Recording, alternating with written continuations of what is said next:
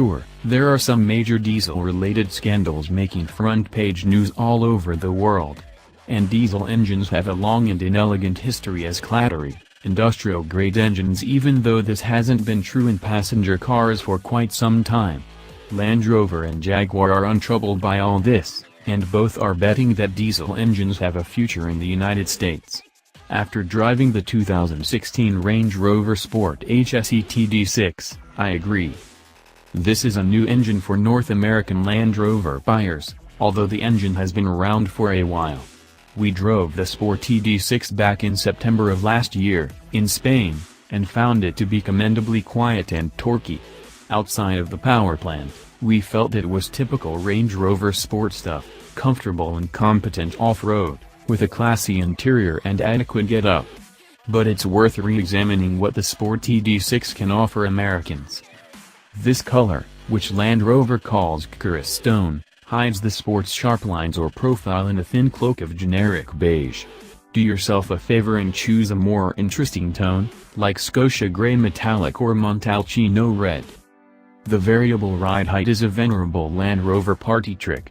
I realize it's right, but parking the Sport in off-road height lent it a burly stance and reminds the onlooker that this Land Rover both talks and walks like a real all-terrain capable truck.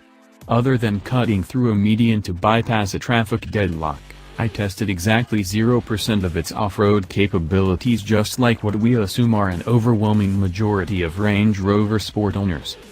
The Td6 is a very quiet engine, as we discovered in our first drive. That wasn't an anomaly.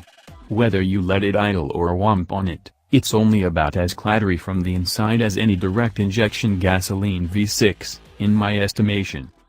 For torque lovers, the ZF-sourced 8-speed automatic and the 3.0-liter Td6 engine are a dream team.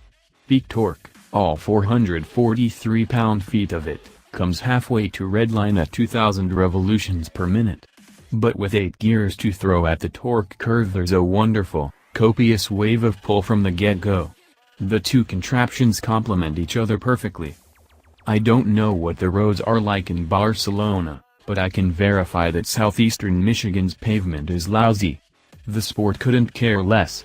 Land Rover's standard air suspension and relatively meaty tires wrapped around 20-inch wheels held a chaos underneath to a dull roar. It's extremely quiet inside, although not quite vault-like. The diesel is only a $1,500 upcharge over the base Sport HSE, or $72,945. That's chump change for the swift kick-to-backside rush of diesel torque, and the fuel you save might help you break even before the lease term is up. As tested, this Sport rang up at $84,260 with a healthy dose of options.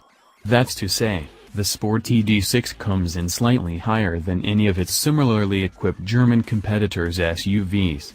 Don't expect a Sport Td6 to be a bargain. If raw interior space or seats for all 7 of your children are required, there are better choices. Have you considered a Honda Pilot?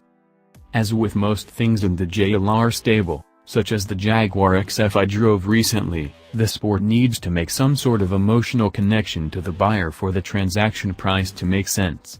If you're a torque junkie and don't mind touching a grimy diesel pump handle every few hundred